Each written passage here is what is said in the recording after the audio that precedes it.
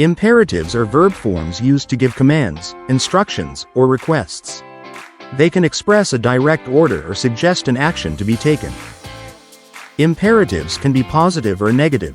Positive tells someone to do something, while negative tells someone not to. Use the base form of the verb for positive imperatives. For example, close the door.